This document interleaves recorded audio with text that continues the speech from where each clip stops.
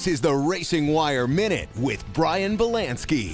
From Indy to Darlington, that story next. She can stand, she can do more. Like build a rocket and watch it soar. Clean the oceans and make the world a better place. Oh, she can STEM. Learn more at She Can STEM. The month of May gets underway this weekend at Indianapolis Motor Speedway. It all starts off with the Sancio Grand Prix on the Indy Road Course. 85 laps around the 2.4-mile, 14-turn circuit. It will be interesting to see how the Team Penske cars do with much of their top engineering and strategy members suspended. Saturday's race is at 3 p.m. Eastern on NBC. Then it's off to Darlington, the track too tough to tame, for the wildly popular Throwback Weekend. Paint schemes from seasons past pay homage to grassroots racing. There's still some big names without wins to lock themselves into the playoffs, and they are all good at Darlington. Kyle Busch, Brad Keselowski, Ryan Blaney, and Martin Truex Jr. come to mind. Sunday's race is at 3 p.m. Eastern on FS1.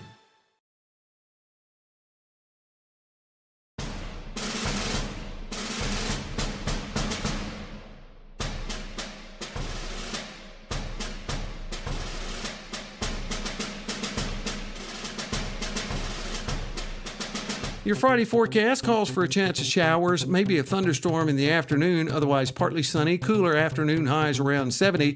Friday night, chance of showers and storms before midnight, otherwise mostly cloudy, chilly, overnight lows around 49. Saturday, chance of showers, maybe a thunderstorm in the afternoon, partly sunny and 68. By Sunday, sunny skies and 72 for your daytime high. From BlueRidgeLife.com, I'm forecaster Tommy Stafford. Now, back to Joe Thomas in the morning.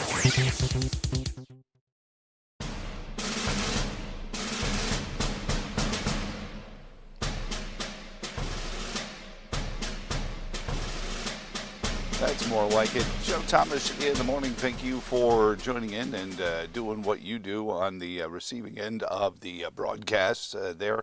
434-882-4217 is the phone number. Emails come into joe at wchv.com. I know it's like a mind trick here. What we're doing is we are actually telepathically communicating with you here while we figure out why everything is frozen up on us here. I believe you can hear us, and that will be clear that we will start moving a little bit here in a little bit, but how about we do that, and then we do that, and see if that brings us back to life. Look, there we are. I have been reanimated. I am like Frankenstein's monster, only slightly less attractive and certainly not as good a singer or dancer. So Friday morning has dawned. A quick reminder, Sunday is Mother's Day, and yes, if she's the mother of your children, it still counts. How many men have reminded somebody in their life, the young dad somewhere out there, say, well, she's not my mom. Yeah, it doesn't matter. Unless you really like to sleep, outside, on the patio or something like that. So, and some of you don't even have that option. So, appreciate a reminder, friendly reminder from Joe Thomas in the morning that it is Mother's Day this weekend, and you better represent. Your kids had better. I hope anyway. Your kids are going to be around for it, and if not, boy, that's. We talk a lot about, what is and isn't important, and family is the most important. It is the most important place, and if it has gone dysfunctional, it is one of the saddest things you can come across, because all the other things start to get rent asunder if family is not there. There's so much power. There's a superhero comic for somebody who wants to compete with Marvel and DC and Disney and everyone else. Family Man. I know it was a Nicolas Cage movie with Téa Leoni, but what? You mean you never saw that one? I mean, come on, Nicolas Cage makes a movie about every 3 weeks, so I know it's hard to keep up, but it's actually a pretty cool movie. But Family Man would be a great superhero, because it is a superpower to have a family that you know that no matter what, and I'm even talking about Family Boy too. Because when I was growing up, I got picked on. I was the kid who got bullied a little bit in school. But I always knew that when I got home, it was a safe place. And I'm not talking about Walton's Mountain either. I'm talking about just knowing that I had a role, and I played my role, and my dad loved me, my mom loved me, and we were, like I said, it wasn't like Walton's Mountain touchy-feely, oh, come here. I'm a little bit more, come here, you crazy, with my kids than that. But the importance of family, it cannot be discounted. And if you have a problem with the family, you're going to have problems with so many other things. And families have to understand there's a lot of let go and let God. There's a lot of supplication. When your kids are born, you are no longer the center of the universe. Mom is. And that's to be remembered as we head into Mother's Day weekend. Several big things going on, and most important, of course, the Virginia budget has been agreed to, at least anyway. We'll get into that. Monday they will reconvene in Richmond to vote on the darn thing, and we'll have more in-depth coverage Monday morning on the program. But out of Shenandoah County yesterday, a story so big it even made the British Broadcasting Corporation. Even BBC is covering the fact that Shenandoah County schools have voted in a public hearing yesterday at Muhlenberg Middle School to restore the names Stonewall Jackson High School and Ashby Lee Elementary School to their original position, to their original naming rights. Like I said, such a big deal. Even the British Broadcasting Corporation is covering it.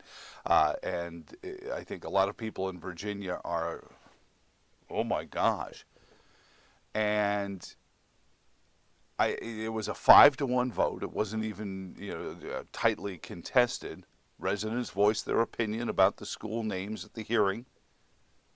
And the Confederate generals in the history that was lost in 2020 when the board took shortcuts and made decisions without public opinion.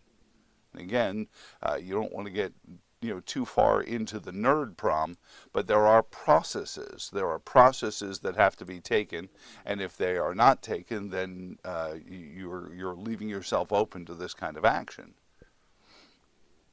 And so the community spoke out, and the school board voted 5-1 yesterday to bring back the names of the Confederate generals that had graced these two schools in Shenandoah County. Now, is this the first of many to do this? I'm not going to hold my breath, but it is indicative that it is possible, and nothing is impossible in this world. On that subject, the campaign against your individual rights by the New World Order Davos crowd. Remember, it's 2030. You will own nothing. You will have no privacy, but you'll never have been happier.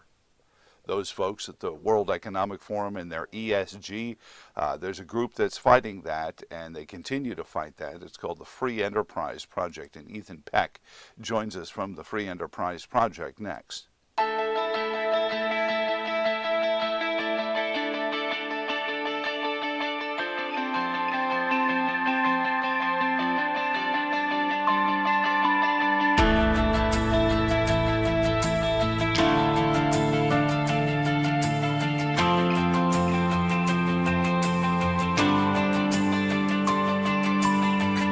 Your Friday forecast calls for a chance of showers, maybe a thunderstorm in the afternoon, otherwise partly sunny, cooler afternoon highs around 70. Friday night, chance of showers and storms before midnight, otherwise mostly cloudy, chilly, overnight lows around 49. Saturday, chance of showers, maybe a thunderstorm in the afternoon, partly sunny and 68. By Sunday, sunny skies and 72 for your daytime high. From BlueRidgeLife.com, I'm forecaster Tommy Stafford. Now back to Joe Thomas in the morning.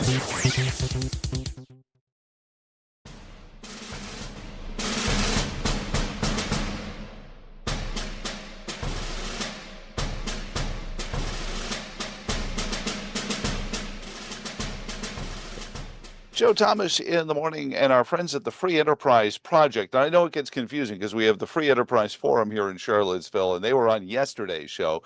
And then the Free Enterprise Project is a part of the National Center for Public Policy Research, and they are a group of people that just spend so much of their time getting on these boards so that they can get enough shareholder position to hold their feet to the fire over some of the mismanagement that they're doing at the corporate level. And Ethan Peck joins us from the Free Enterprise Project. Ethan, how are you doing this morning, sir? I'm great. Thanks for having me. So you guys have had a busy week, and I guess it continues later today of, going after a lot of different companies, and some of them are very notable, like an American Express, especially, and Progressive and Ford Motor Company, as well as Duke Energy. Talk about what this week has been like, first off, as an abstract of the work you do at the Free Enterprise Project to hold these people to the fire. Yeah, honestly, it's kind of a normal week for shareholder season. Most corporate shareholder meetings take place within from late April to mid to late June. And so they're sort of all jam-packed on top of each other. And we had a bunch this week. At each of them, we filed proposals, shareholder proposals that request different things of different companies. So like the one at Ford was a child labor audit, auditing Ford, but requesting an audit of Ford supply chain. For the electric vehicles, the EV. Exactly. Oh, because I'm like, child labor on Ford. Right, because all this stuff has to be mined by, the Chi-Coms. Children in the DRC. And so I could tell you more about that. We had one at American Express regarding their use of merchant category codes to sort of flag gun and ammo stores. Really? Hold it. Whoa. I thought that was just hypothetical stuff. Are they doing that? They were doing it, and then they canceled their policy, but we preemptively submitted a shareholder proposal requesting them to analyze the potential of them doing this again. Oh, thank you. Thank you for that. Well, and unbanking is one of these places where I watch all this ESG stuff really take that insidious march towards, being able to not just make me, but restrict my ability to purchase something, whatever it may be, whether or not they deem me qualified for it. That's when I saw American Express on this week's roster. I said, "Oh, this is this is hot stuff." And the Ford EV stuff, and then today you've got a couple of filings for Friday's docket, including Intel and who is it? This is Duke Energy. Intel happened already. Duke Energy is coming up now. That's about their net zero commitments. And then we have one tomorrow at Progressive about their diversity, equity, and inclusion policies. Now, this is because Flo is a Caucasian woman, correct? No, actually, it's because I attended their shareholder. They have a DEI policy like every corporation, and so I attended their shareholder meeting in person in Ohio 2 years ago, and I asked the CEO point blank, why she values skin color at all. And it's an insurance company. It's actuarial, right? I mean, it should just be numbers, right? Exactly. And what she said to me, it was kind of shocking. I don't think she realized what she admitted, but what she said to me was, and I think there's a recording somewhere, but she said that in order we said at Progressive, we want to be the #1 insurance company. And in order for the insurance company to succeed, we need our employees to reflect our customers. In other words, to sell to black people or to sell to white people, we need to have the proportional amount of black people or white people. So I said, first of all, I replied to her, first of all, are you insinuating that people think a certain way because of their skin color? And secondly, why does a white person need to sell to a white person and a black person need to sell to a black person and vice versa? Isn't that the opposite of racial harmony? Um, Yeah, it seems like segregation or at least apartheid to me, both yeah. words they love to bandy about on the American left. Ethan, and when you file these proposals, you do it in open board meetings, and so Mhm. these, as you said, these shareholder meetings are open in a lot of cases virtual. By doing so, you have now put them on notice that they have to either file a report, as you said, with Ford on their activities and their EV vehicles. What is the next step after you've filed these proposals? What do you do at the Free Enterprise Project to make sure that these documents come out and then can be published for the car buying or credit card using public to look at?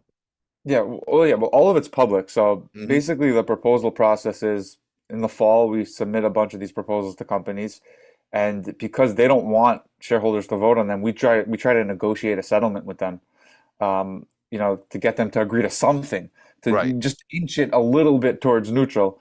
And then if they don't, then it goes to the ballot. And since the BlackRock, Vanguard, State Street, Invesco, Fidelity, Goldman Sachs, Morgan Stanley, the whole bunch of them, The uh, gatekeepers. yes, since they really control the voting, they're the most of the voters. Hmm. They because of how it works, if you buy if your pension fund is invested in an ETF, a BlackRock ETF, then even though you're, in that ETF, let's say there's Coca-Cola, Intel, I don't know, Ford, even though you're the shareholder of those companies, BlackRock is voting your shares. And so Right. this is why at all these companies, the top shareholders are BlackRock, Vanguard, and State Street, but really they're just the institutional holders for the top shareholders. And so they vote your shares. And since they dominate the voting, so Right. basically we don't win the proposals, but we try to inch everything forward so that we negotiate from a stronger position the following year, and we get to speak at the shareholder meetings in defense of Hmm. the proposals, and this generates some stir. Well, and it's a good question that popped in my head. Do you run into people, or after the fact, do people who are part of these shareholder meetings get in touch with you saying, "I had no idea. What do you mean they're not necessarily trying to increase the value of my shares Yeah. ardently? That there's some mysterious financial benefit to losing money all of a sudden that I didn't know about when I jumped into these funds." Yeah, it, it it's absolutely true. That's the biggest thing with all this ESG stuff is that Right. it's not profitable. It violates fiduciary duty. It's at the expense of shareholder. It's basically just it's doing activism Right. at the expense of shareholder value because the grift benefits the boards and the CEOs and the executive suites. And So they can claim that they were fulfilling their fiduciary duty because if I understand the SEC rules, they can claim, well, but we did this good stuff with the money we lost, therefore we didn't actually lose it. It's like they've invented some new mystical cryptocurrency where it doesn't actually exist, but we can say it does. It's like the carbon credits yeah, were. So this is shareholder season. How many companies are you in a position to hold their feet to, and what is to come as we get into June? we submitted 60 proposals this year, um, which is a record for us. And I Hmm. think we're the second biggest shareholder proponent, the first being the left wing, as you sow. Um, there's going to be one more at Microsoft, so 61. And of those, the companies try to keep them off the ballot. So they don't want, they basically send a letter, often they'll send a letter to the SEC saying, we intend to not include this shareholder proposal on the ballot. And then the SEC has to rule if the company has grounds to not let anyone vote on it or if they have to. And so the SEC is very Oh, biased against us. yeah. So about 10 of them were omitted. So about 50 are being voted on and this spring. Well, and I try to explain this to folks frequently. Like, there were ridiculous Supreme Court rulings, and follow me for a second on this. So, the Supreme Court under Oliver Wendell Holmes once said that the government sterilizing poor black women because they were, quote, institutionalized for a long period of time was constitutional. Of course, that's crazy. But the dissenting opinions in the Buck versus Bell opinion eventually wound up creating the ends of this kind of apartheid that had been created in the Jim Crow laws. So sometimes it's this incremental. You get a proposal, you get people to vote on it, then you get people saying, "Well, hold on a second here. That thing we voted on, did you read that? That's crazy talk." Yeah. Is that what you see happening? And it must be very hard there at the Free Enterprise Project, because it's like watching a trickle of water run over a rock and say, well, at some point it's going to erode it Yeah. away. But Yeah. do you feel like, sometimes you have to look back to where you were 10 years ago and where you are today, and just to see progress? Yes and no. Mhm. I think that yes, because basically we lose the proposals, but no, because the overall activism filing these proposals when nobody else was pushing back, we were Mhm. for seven. I think FEP started in 2007, so for 17 years, FEP's been the only organization at these meetings. Now there are some more right wing or even just Mhm. neutral shareholders, and so there's a lot more pushback, and Good. companies are taking us more seriously, and we're suing the SEC and specific companies and coming to more negotiated compromises with companies than before. So Good. not things that I can speak about, but because of confidential agreements. I Um, understand. but we have pushed back on ESG successfully a few times in getting companies to walk back their commitments privately. And I bring that up because many of my listeners now, viewers, get tired. It's a Friday. It's been a long week. President Biden says this, Kamala Harris is on TV saying that, the commentary, and it becomes almost wearisome. It becomes hard for them to continue to fight the fight because they feel like it's just overwhelming. And I remind them, like von Steuben said to Washington, you just don't have to. You don't have to win. You just have to not lose. And they will eventually lose their stomach for the fight, because this Mhm. is our country and they're the occupying force. Yep. And that's why I asked that, to give them that feeling, that strap to hang on to, that there is, even if it's slow and incremental, movement going. Yeah. There's movement going. Um, they definitely have the power. I know. But I think it's the right thing to do. We never request companies to adopt any right of center views. Never tell them to push anything conservative. Right. We just tell them to stay out of it altogether, to be neutral. We do it in a legal means via the shareholder proposal process, and the law's on our side. These companies are not abiding by their fiduciary duty, but a lot of times what the law is and how is really how it's enforced. And Mhm. so just like the Civil Rights Act uh, made discrimination based on race illegal in the 1960s, And and here we so are did the again. Constitution. We Right. thought until they came back with Exactly. a new way to brand it. Well, yeah, talk about the Duke Energy, because you're talking about their decarbonization rules and what your Mhm. proposal for them for the decarbonization rules. I mean, it seems, and anyone I talk to, so they're going to do what? At the Yeah. same time, we're facing these mandates. We were just talking about it earlier in this week. The mandates on electric vehicles are going up by 26 and 27 in some states. Uh, the grid can't afford it, yet Duke has got a plan to decarbonize. Talk about, the things that should be just common sense before people start to see them out in the plain sunlight, Ethan. Yeah. I mean, what's Duke Energy, in the name, Yeah, is an energy company. So you'd for think. them to demonize the most reliable sources of energy, and commit, they actually have a policy to commit to decarbonization and net zero. I think it's by 2050. Hmm. That's that's running the company into the ground. So how much of this is, their own idea, and how much of it is just to be right with the Securities and Exchange Commission? Because we've talked about the SEC in the past, you and Scott and I have talked about, how the SEC is really the stick that's Yeah. hanging over their head while the president and the administration holds the carrot of, whether it be subsidies or grants or whatever it may be that their particular carrot is. But the stick is really the SEC saying, listen, you need to do it this way or we're going to whack you. Yeah. Most of these companies would not necessarily just think to do this if it wasn't for this regulatory capture, would they?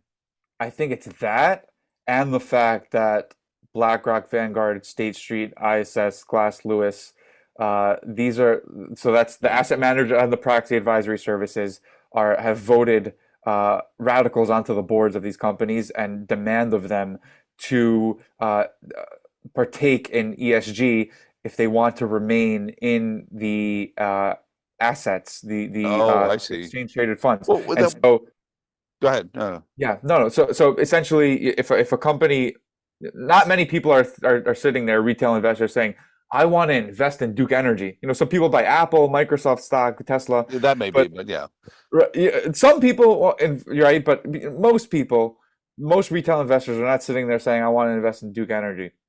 A lot of these companies, in order to remain in the in the ETF funds, Yeah. which are basically pension funds. Right, yeah, that's what our 401ks and our exactly. So to remain, they have to abide by the ESG requirements. That's what Larry Fink talked about, forcing behaviors. Right. It's that and the regulatory capture. I think there's a sort of C-suite coup and board coup in addition to the regulatory capture. Is there, could there be, and I mean, I'm talking about in a land far, far away.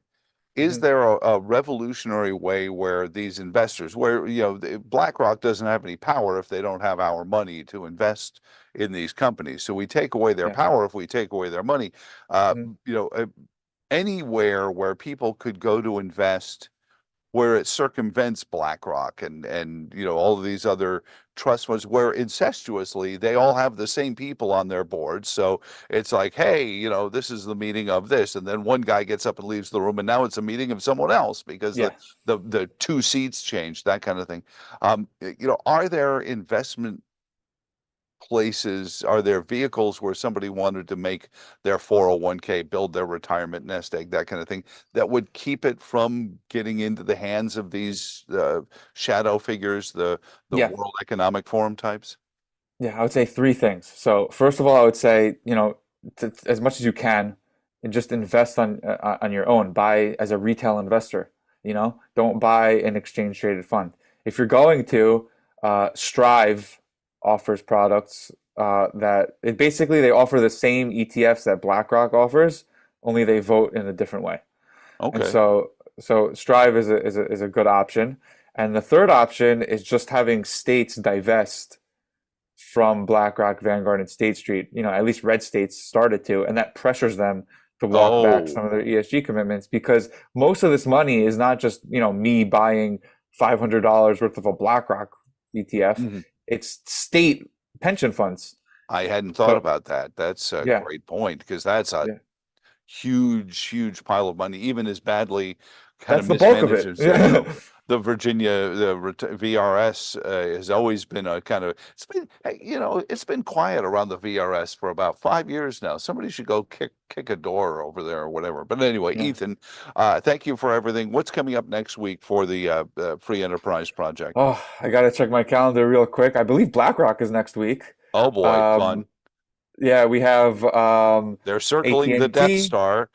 Yeah, AT&T, Home Depot, CVS, and one of the big ones this year, Boeing.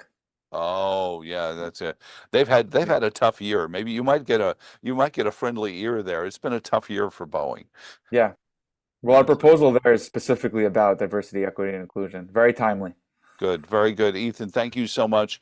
nationalcenter.org, Free Enterprise Project. You have a wonderful weekend, and thanks for joining us. You too. Thanks a lot. Bye.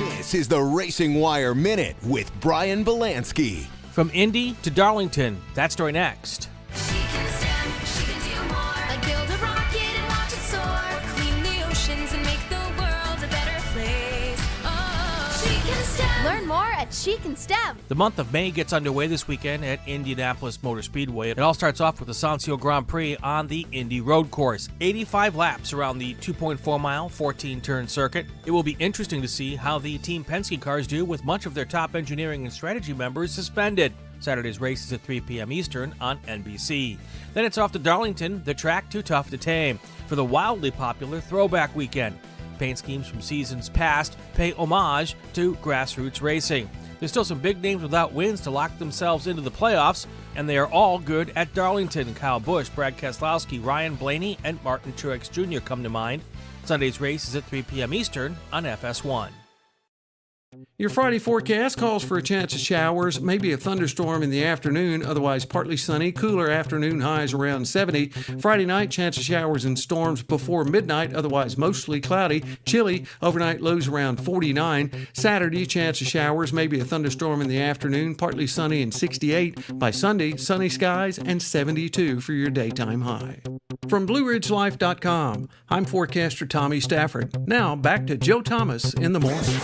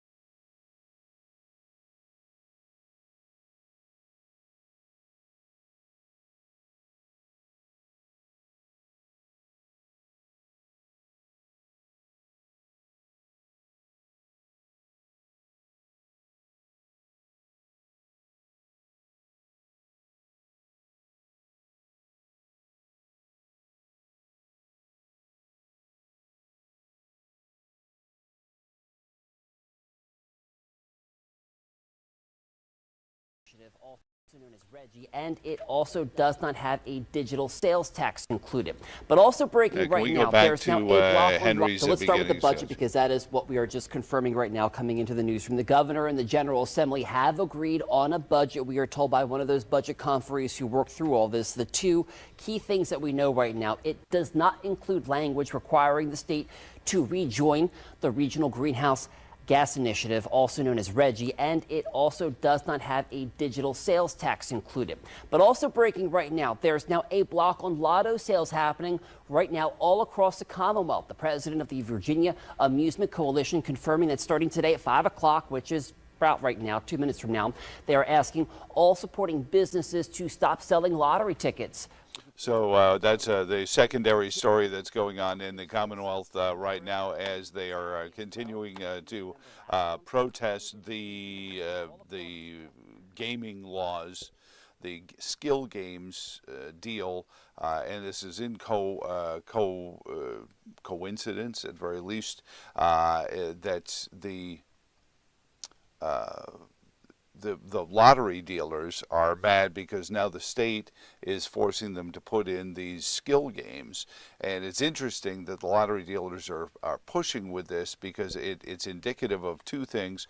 First and foremost, that the deal is not a very good deal for the lottery dealers because I don't think they get the same cut from the skill games that they get from lottery ticket sales. However, it is found to be a one-for-one exchange. So if somebody goes into a convenience store and they're playing the skill games, they're not going to stop and say, you know what, let me get some scratchers while I'm at it. It is, I'm going to play the skill game, and then I'm going to go to the scratchers. Now, Governor Youngkin said that he's grateful for the members of the General Assembly as well as their leadership to deliver this budget. And as Henry said in his piece, no Reggie. This is big. This is the Virginia Democrats not going along with the Reggie scheme. And, you know, there are people who oppose conservative policies who will, you know, make big time hay out of anything the governor doesn't get. The governor didn't get his tax cuts. That's going to be your big story, is that the governor didn't get his tax cuts. But the Democrats also didn't get back into the regional greenhouse gas bait and switch. They didn't get there because they didn't have the ability to pull it off. They could not muster the realities of what the greenhouse gas initiative was. They couldn't even get their own conferees.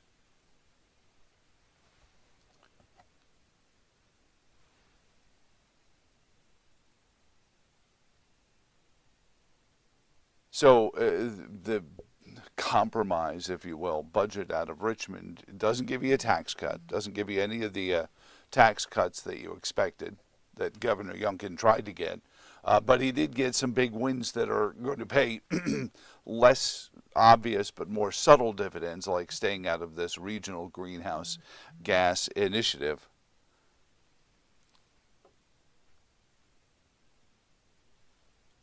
So 2 years of this, but now what does this become as a campaign issue for those who seek the General Assembly in 25? The governor's mansion will await comment from Abigail Spanberger, the presumptive now, as she's cleared the field of opposition. LeVar Stoney stepping out of the race for governor, or at least the Democratic Party nomination for governor. He's going to run for lieutenant governor instead.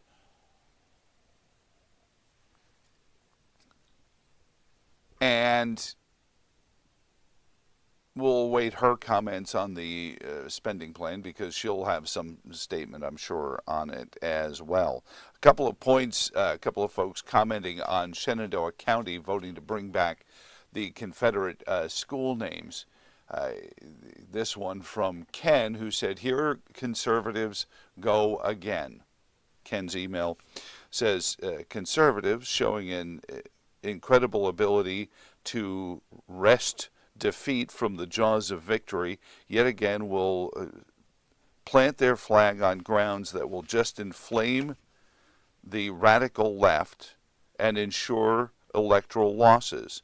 I will guarantee all 5 of the school board members that voted in favor of bringing back these Confederate names will lose in a bloodbath not seen since the Albemarle County at-large school board election last year. Why do conservatives do this, Joe? Abortion bans, Confederate school names. Why don't we focus on getting money back into our pockets and making the money that's in our pockets more valuable? And I think Ken speaks volumes out of many of your views as well, that sometimes you feel like conservatives pick the wrong fights.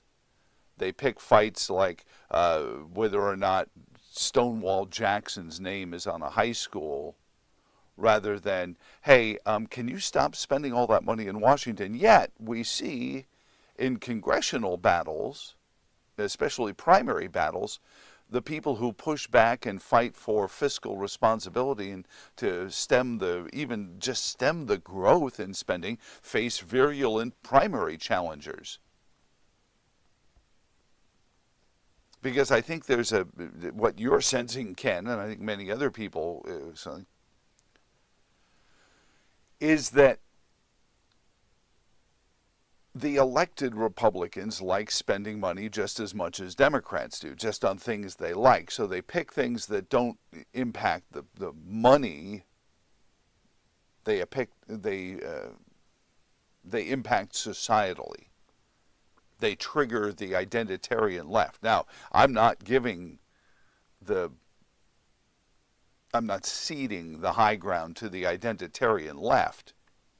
But they do look for things like Confederate general names on schools and perception of an abortion ban, which is somehow then morphed into women not being able to see a doctor. But this is the leap of faith that the public relations firms that these groups hire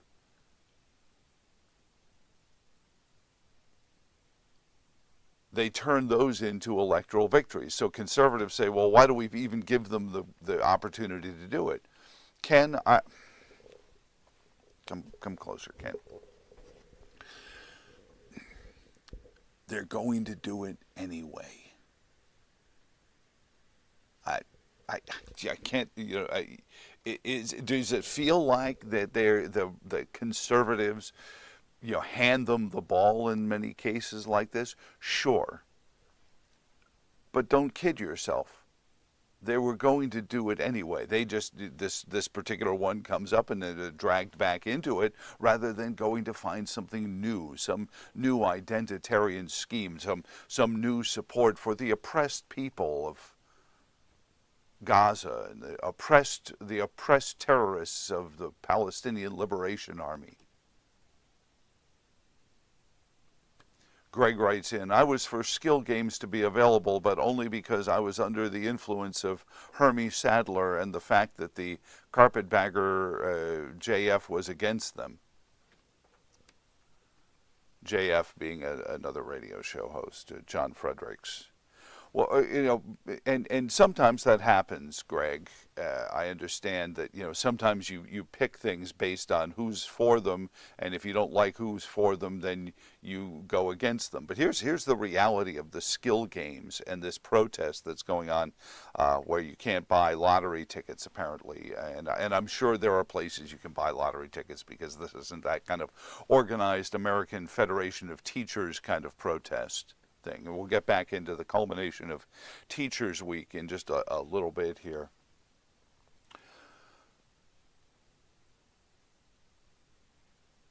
The Commonwealth of Virginia tipped its hand when it went after these skill games that were available by license in a lot of places like truck stops. You mentioned Hermie Sadler, the former NASCAR driver. His brother Elliott Sadler, also a former NASCAR driver. But their family, the Sadlers, own truck stops all across the mid-Atlantic. And they had these skill games in rooms set aside for people, truckers, whoever wanted to go in there. And I guess blackjack is one of them. There's skill games where it's not just, one-armed bandit stuff. And when the Commonwealth of Virginia went after him, it began under the Northam administration, and I said at the time that this smacks of jealousy, proprietarianness, the government seeing money that they could be getting going to someone else, because there were certainly licensing requirements and things like that. But my gosh, what the Northam administration realized was those dollars being spent in the skill games, they're not being spent on lottery tickets. So when they didn't get spent on the lottery tickets, then all of a sudden something had to be done about that. We must do something about this immediately. So the government came in and banned them, banned the use of these games, and then said, well, you know what? We'll give you these games back if they come through the Lottery Commission. So it's a whole big government grab, and there's Republicans and Democrats commingling like dogs and cats and Ghostbusters 2, living together. Oh, it's a nightmare, and you really cross the streams with this. So I mean, regardless of who's for it, who's against it, people say, well, Hermie Sadler was only running for state senate so he could fix this game ban, but this was just another money grab by the government, who said we're going to ban these games unless we get our cut. Anyway, Teachers Week culminating, and I think we're going to get into that in a moment here on Joe Thomas in the Morning.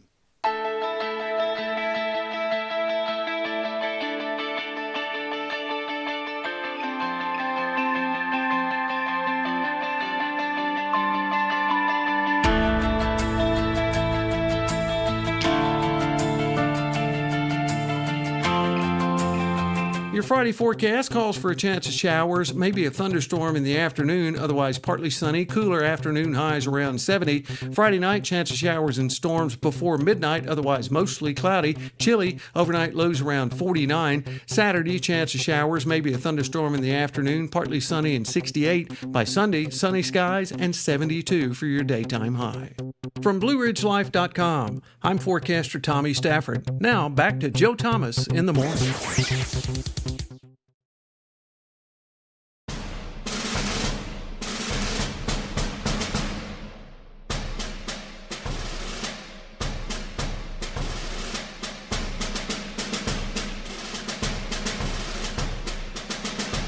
Joe Thomas in the Morning, thank you for letting us be of service to you. It is the culmination of Teacher Appreciation Week, and a fellow who's seen it from all different sides. It is our friend Mike Allers, who was a school teacher. He was a school administrator. I believe at one point or another he was a student at a school, at least the evidence to the opposition of that, of course, state Senate candidate as well in the day. Mike, good to see you again, my friend. How are you doing? Happy Teachers Appreciation Week. The final day. Good morning, Joe. Thanks for having me on.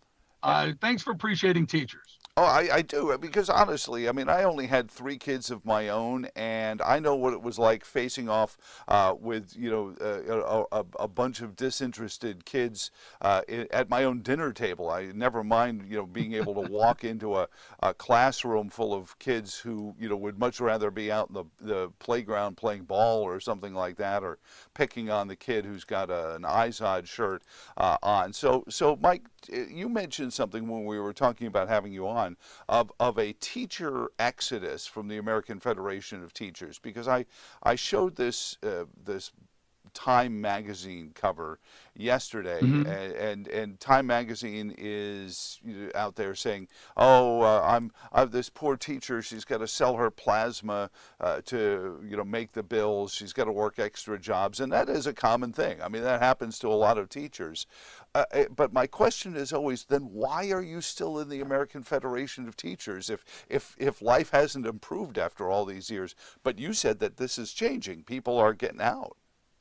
Oh, the interesting thing is, you look at the numbers for the last 10 years, the numbers of enrolled members in the unions, or the AFT or the NEA, is steadily decreasing. Mm-hmm. However, their finances are remaining fairly intact, which is really interesting. The amount they're collecting is still have over, if you added the two together, you'd have around 5 million people, which is a pretty strong group. Mm-hmm. But the amount of people that are being served by them are finding it financially feasible to maintain union dues or to be in line with the ideologies that they, embody. That's the biggest problem. So they're losing people in different states. Like they try to pass it off as no big deal. It was like 2%.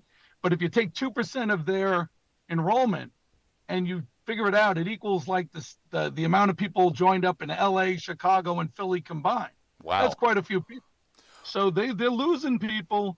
They're not losing funding because we know Weingarten and Becky, whatever her name was, they're both making 400 plus.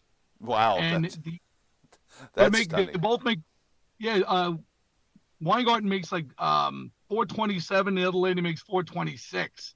But the thing is, the average salary for the union employees is $134,000. That's the average, but I see so many of them working for what in Virginia would be considered under the median wage, which, if I remember my math teachers explaining this, like half the population makes more, half makes less. But a lot of people in Central Virginia and anywhere that's watching are doing just like the teacher on the cover of Time magazine. Unfortunately, the premise, it's almost like one of those hostage videos. I'm fine. Please give in to all their demands. I feel like that's what's happening with the teachers. Yeah, and without a doubt. And the thing is, I didn't mean to say that the teachers are making $134,000. The 500 employees that are actually at the AFT and the NEA are making $134,000. Teachers are making squats, so that's why they're leaving. The teachers in Virginia, as we know, Virginia doesn't. It's a misconception that Virginia has unions. We don't. You're basically a subcontractor. After 30 years, I didn't even hit 70 in Orange County when I went back to teaching. Well, so 30 years, 2 master's degrees, it didn't matter. Well, but here's the thing, Mike. In Virginia, the General Assembly has now given the permission to the school divisions to collectively bargain. And one of the first groups that ran out to do that was these teachers' unions that wanted to start establishing a foothold in Virginia. Well, it's necessary to a large degree. But what the the General Assembly doesn't really realize, and what people generally don't realize, is the amount that, the way Obama grew the federal government? Yeah. It's the same in a microcosm. It's the same way in each school district. The central offices are growing exponentially. They build offices every year. They hire directors every single year. I'm not even going to point fingers, but the cronyism, the nepotism, the 6 degrees of Kevin Bacon, all of that stuff is very well alive in these school districts. And if you targeted that first, and I've said this to you before, you target all those $100,000 jobs first, call out the unnecessary ones, you can have a fairly sizable, increase for those teachers' salaries. Sure. Easily. And, you're not even taking out of the pocket of the folks. Well, and that talks about priorities, school divisions, where their priorities are, because the money is all going into offices that never darken a portal of a classroom ever, Mike. Yeah, and the ones who actually deliver the service that a school, if it was a business, the business is done by the teacher in the classroom. That's where the customer meets the deliverer of the process. And that's where I point to money follows the child's school choice, because not only is it better for parents, but I believe it's better for teachers, because once the parents can vote with their pocketbook and go and find a school that's more befitting them, those schools will need more teachers who will then start competing for teachers. Am I wrong about that? You're not wrong about that. And I'm a firm believer in competition eliminates complacency. I really am. And where I worked in a school, the last job I had, you've heard me brag about this, but it was the poorest school in Orange County, but it was the #1 performing school in Orange County. And people wanted to go to that little school. So if you use that as a model and allowed the people to have more fluidity to pick the elementary school they wanted to, they would be bust and take our school. Yeah. But we could easily compete with private schools, no problems. We were doing great. The thing is that they don't have that available. I understand school choice completely. I understand the money should follow the child. But when a kid takes that 10 grand, I heard you speaking about that yesterday, and tries to go to like a STAB, for example, there's other costs involved. There's things involved with single mom providing transportation, all those kinds of things may not be readily available to everyone.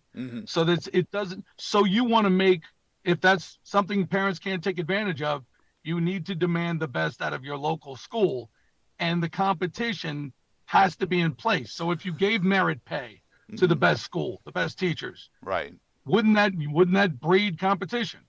Well, I mean, wouldn't that also, But that would also infer then you're looking at the teacher as the most important person in this equation, rather than the bureaucrat that's sitting in an office and certainly filling out those government forms to make sure the grants are paid and that the No Child Left Behind rules are complied with is I'm going to say important, but because they have to be there. But the system is just become so untenably broken when you look at the result. And we were talking about pay for teachers. We talked about, at the end of the day, we have to judge this. You mentioned the school you ran in Orange County. The end result is where the kids walk out of that school. Are they smarter? Are they able to be members of community on their own 2 feet? Joe, the whole goal of schools is to promote being a citizen actor. You're supposed to be able to leave school and take your place in society and be successful in your dreams, right? Yep. The biggest problem with the school districts, if you do research, you should look at the research gauging what's the most effective job in a school district. The superintendent's effectiveness, as far as research, is minuscule. The other directors equally follow suit. The teacher is, by and large, far and away, the most effective when it comes to research and how that teacher, affects that child's future. Now, years ago, and you probably remember this, years ago there was this movement to have something called site-based management. I don't know if you've ever heard that. SBM. No, site-based management would allow the principal to be in charge of curriculum, hiring, everything else. Interesting. All, essentially running his own school district within a building. And it's completely the thing that is completely doable. It's necessary now, and it eliminates all that fat that we see with the director of bottle washing, elementary education, all those kinds of things. All those folks have to go. And then the school districts could stop shoving down the throats of these school boards positions like the new director of CTE or something of that nature, because they're having a knee-jerk reaction to what the community wants. Well, go ahead. So no. So that's what I'm saying. If you move toward a site-based management where the principal is more empowered, even it would certainly allow for that school to compete and be far more in line with what parents want and far more of service to those local parents. And that reminds me of the evolution of the public school concept in the first place, where a bunch of people in a community say, hey, our kids need to learn math and English and these kind of things. Let's go hire a school marm and bring her to town. And it was a much smaller area, an area of common interest would say, hey, here is our school. And it would be responsible to a smaller area, not these massive almost dystopian school divisions. Mike, you were also a law enforcement officer before you were an educator. The more we fail in education, the worse it's making it for our law enforcement officers, isn't it? It's the more kids are less aware of what their responsibilities are, the more plugged in they are, the less effective the schools are. It is that pathway to prison, and that's what people are always complaining about, as far as making that something that stops. Where do we stop that pathway? Where do we have kids jump off and be able to pursue careers rather than doing something illegal? Yeah, there's so many things going on in society with the legalization of drugs and all these kinds of things that are going on that school teachers need to rise above and really be, there's a surrogacy involved with being a teacher. The responsibility is immense. So we should be hiring people who are representative of, yesterday you brought up a morality in society that's necessary.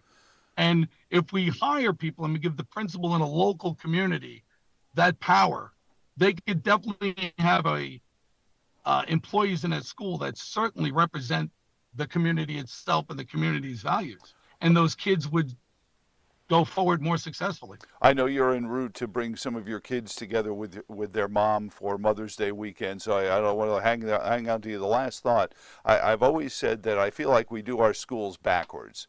like the incoming new hires. We should put them in charge of the paperwork and the compliance forms and everything else, and let them work for entry-level salaries. And then as you get better and you become more experienced, that's when we put you in the classroom, and that's when we pay you more. That's always been my view. Would that work? Well, Joe, the compliance issues are generally to keep somebody employed at the state level or the district level. All that paperwork is just giving somebody a job. And I'm telling you right now, it really is. And it's all it is. When you look at all that, the compliance things and the testing, all the things that they mandate take away from what the education our kids are getting. It takes 180 day school year and makes it 135. And then we're supposed to compete with China, Japan with 230 days. Yeah. No. I love what Philadelphia is doing. I don't know if you saw what they're moving toward. That mayor is pretty squared away. She's not of our ilk, but she's moving forward with a year-round model. Sure. Well, Philadelphia, actually, and we're here with Joe Thomas in the morning. I'll get you Tommy's forecast in a moment. Mike Allers is an educator. He's worked on both sides of the coin, both sides of the desk. He's been in the classroom. He's been in the administrator's office. But years ago, I worked in the Philadelphia area before I came to Virginia, and there was a school that was just one of the worst performing. It was like northwest Philly, up by the train yards. It was places even Rocky wouldn't run through the streets of. But it had gotten so bad that one of the city schools decided that they were going to operate like a charter school, and they were going to go take K to 12. In one building, and they weren't going to send the kids off to 6 different buildings, and they were going to get rid of busing. They were going to get rid of everything. They were going to target this one school, and the kids were going to go from K to 12 in one building, and the upperclassmen and women were going to go back and mentor and help the teachers in the first and second and third grade teaching. Here's what they found. And this is interesting as we wrap up Teacher Appreciation Week, and this was stunning, and I think the Pew organization had a report on this. Not only did the grades go up, which was obviously the intent, high school graduation rates obviously went up with the grades going up, but college attendance and graduation went up. But then what they noticed was a complete abstract. The kids that stayed in the school and didn't get bussed away or anything else moved back to the neighborhood after their graduation and started businesses, started families, bought houses in their old beat-up neighborhood, and it actually turned this gentrified neighborhood around with the kids who grew up in this school, because there was a sense of community that came from the school. And it's a very abstract view, and I'm not sure it would work everywhere, but just one of the most downtrodden Philadelphia city schools was able to turn it around on this aspect of the teachers were important, the kids were important, the families were important, and the community that they lived in was important. That was a perfect argument for site-based management. That principal had charge of that school, the design of the school, the curriculum, the different things that were assigned to the kids on the upper grade levels. The literacy was probably going through the roof because the kids up high were helping the younger kids read. There were role models all over the place. Those kids were gaining service credits, all those kinds of things. They were really flying. And now coming back, what you also made a good argument for is almost analogous to building a good farm system in baseball. I'm serious. When you lose your farm system, you lose the young ones who are coming up learning the game, or learning how to be students, or learning how to be citizen actors. You lose the entire success of the club or the neighborhood or the school.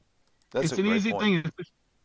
So it's what happens. Well, I appreciate that. I don't know if you're a Met fan or a Yankee fan. I know you grew up Yankees. All right. Well, how long has it been since they had a farm system? They just buy everyone else's farm system. Well, you got a big checkbook. It's a checkbook farm system. That's right. Well, I appreciate it, and travel safely, and thank you for your insight on this culmination of Teacher Appreciation Week. Thank you, and God bless, Joe. Thank you, teachers. Happy Teacher Appreciation Week, and please wish Happy Mother's Day to your bride and all the mothers out there. I really appreciate it, Joe. To yours as well. Is it Mother's Day in West Virginia as well? Because I know one of your kids is there. And Well, it's Mother's Day. Hopefully Tuesday it's Victory Day. We're going to see what happens. Oh, is he in the primary? Right. That's right. He's running. Primary's Tuesday. Oh, yeah, Michael Jr. Yep. Yeah, well, 99th district. You know, you want to feel old. Have somebody tell you, "Oh yeah, this is my son. He's running for the General Assembly. He grew up listening to you," and you're like, "Oh my God, am I that old?" But anyway, Mike, travel safe. Happy Mother's Day to your bride as well, and we'll talk to you again very soon. God bless her. Thank you. All right, we're running a little behind, but that's okay because it's my show and I make up the rules and we don't have to hit any networks or anything else. Happy Teachers Appreciation Week. Let's actually start trying to appreciate them.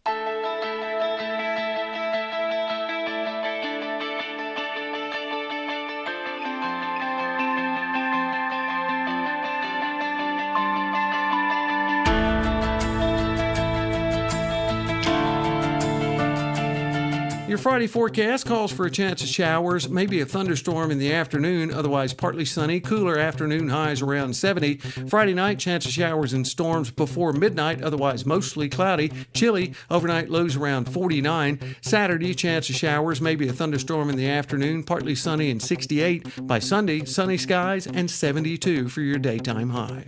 From BlueRidgeLife.com, I'm forecaster Tommy Stafford. Now, back to Joe Thomas in the morning.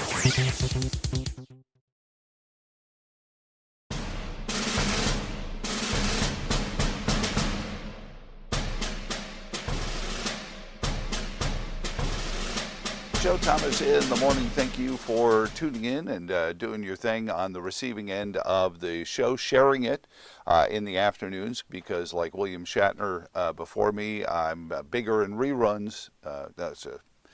And there's dozens and dozens of people who are watching live right now, and I know it's difficult. I know that several folks have realized that if you have Bluetooth in your car, you can bring up, I know for a fact, the Rumble app, so you can bring it up and listen in the car.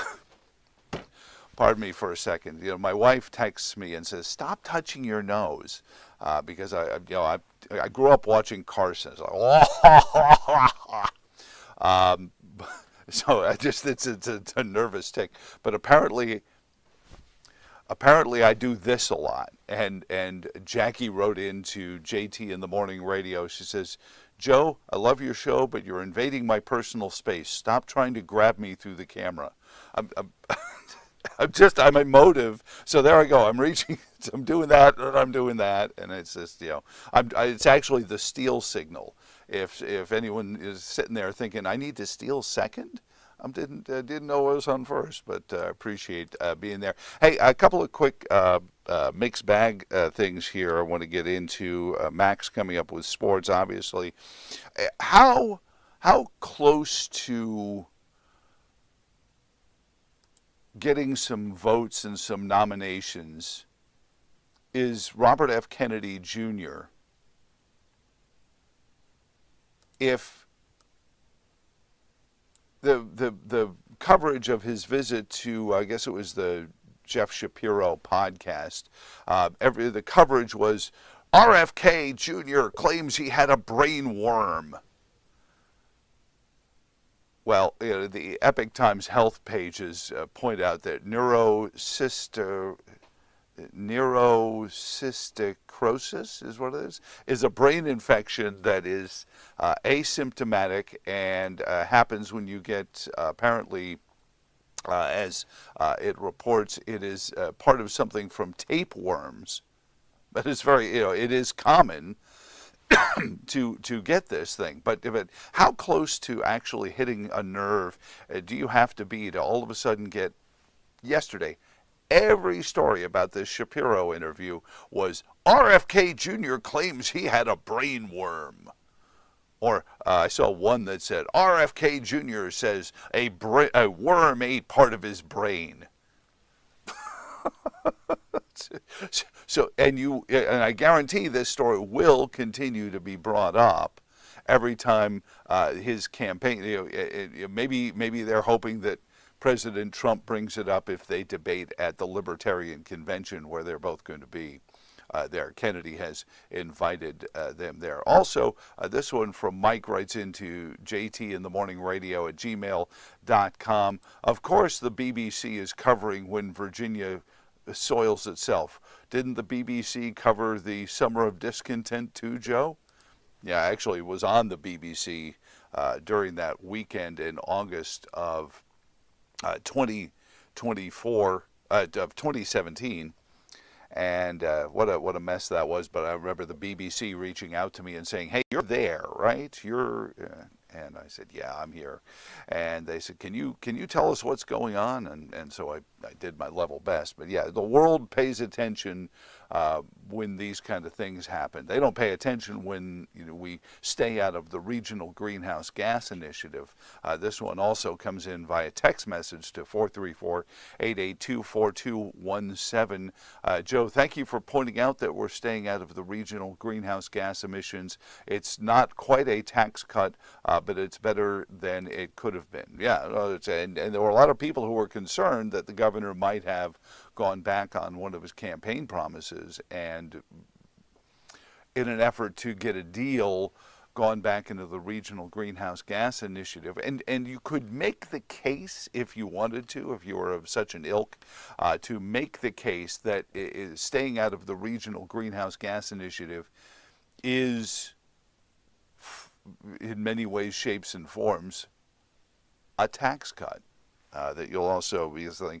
Also, this story, I thought this story was a little interesting, and I wanted to bring it up because I don't know if this helps or hurts, but the Chuck Smith campaign is facing an issue, and it has to do with a story that showed up in the Cardinal News. Do we have the story from the Cardinal News? Yeah, here it is from the Cardinal News. 37 years ago, Republican Senate candidates tried to run in Roanoke, and here's what happened.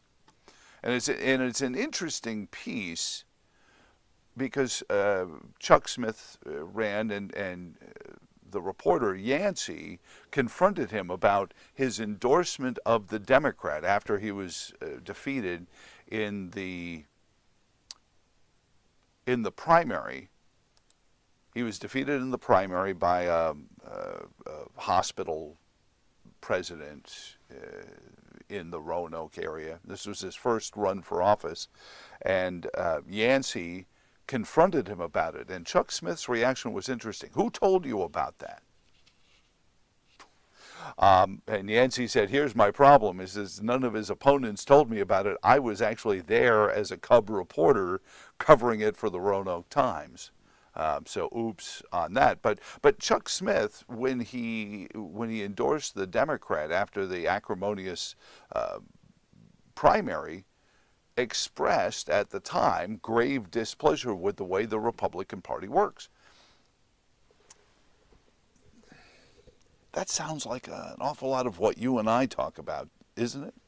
Because apparently what had happened was the Republicans saw this hospital president as a much better candidate because, reasons like I'm sure he could be a big campaign contributor. And the seat was going to, as a friend of mine said after seeing the story, he said, "Well, of course Chuck Smith didn't win that election. Nobody was going to win the election, so the Republicans had to," this is what I was told, the Republicans had to pick somebody that was at least going to benefit the party in the defeat. So this hospital administrator lost to the Democrat in Roanoke, and it's duh, Joe. It's a Roanoke election. Even as many years ago as it was, the Democrat was going to win. So at least run a Republican. And I'm like, but you don't understand. This is what's got everyone mad about political parties, because it's the backroom stuff coupled with the front of house problems with how much authority even a state Senate seat has. So the guys who are making these decisions in the back rooms of these political parties, be they Democrat or Republican, are the problem. And a quick note, Kurt sent me a post the other day through my Facebook page saying he'd like to hear me take more phone calls. We don't have a phone system right now because I got fired, Kurt. You may have missed the memo on that. But we are working on building a phone system. Hopefully, by next week, we'll have live phone calls in there. And, Kurt, you're always welcome to call 434-882-4217. Just leave me the voicemail with your comment. Even if your comment is, enough with you, how about you play some phone calls with people? Well, give me a phone call, and I'll play a phone call with people. But you've got to take the effort at 434-882-4217. Otherwise, we're just as guilty as the people who vote for elected officials under the premise, somebody ought to do something about that. Well, Joe should talk to other people besides himself. Of course, there's the scholarly approach of people saying, no, please, Joe, don't do that.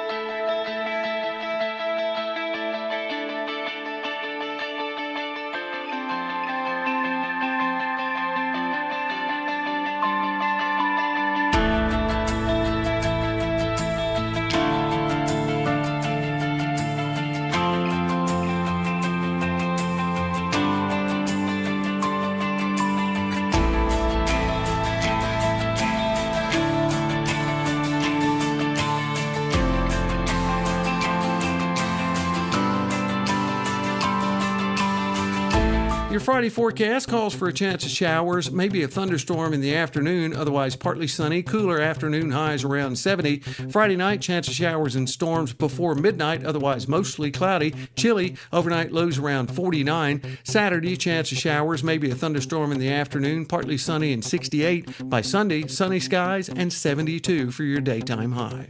From BlueRidgeLife.com, I'm forecaster Tommy Stafford. Now back to Joe Thomas in the morning.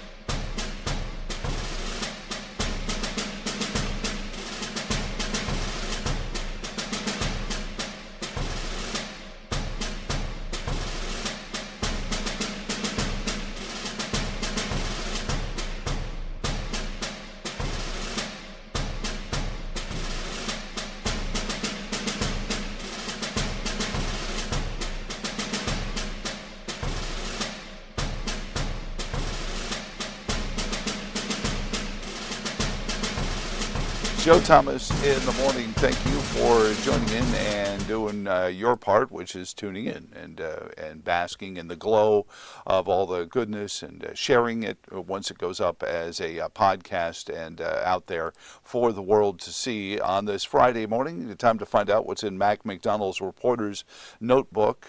Kids, that could be a notepad or an iBook or whatever they are. But I have a note. This was the note I made yesterday because I'm going to tell you the November 2nd, 1995 story that carried over to me years later after the Virginia upset over Florida State. Okay, all right. Because there's one little part of that story that was not documented. Okay. We documented it when we did the talk show. I'm not taking credit. Don't get me wrong. It's just the way it happened. So, all right. Cleveland and Dallas decided that last night they're not going to go quietly in the NBA. Mavs in the series, 119-110. Luka Doncic, 29-16 in the first quarter. He's got a sprained knee. You throw in 10 boards with him, and then teammate P.J. Washington, 29-11. First duo in the playoffs to go 25-plus with a double-double while eating snow cones in the rain. All right, Cleveland gets 29 from Donovan Mitchell. He scores 16 in the third. Cavs win in Boston 118-94. That assures, of course, a Game 5 back in Boston. 13,000 for a WNBA preseason game last night. Welcome to the new world of women's basketball. Indiana Fever's Caitlin Clark, a little bit of a show. She had 12 ovations most of the night, signed everything. Fever get the win, 83-80. Speaking of basketball, another commitment from for UVA. The portal doors are wide open.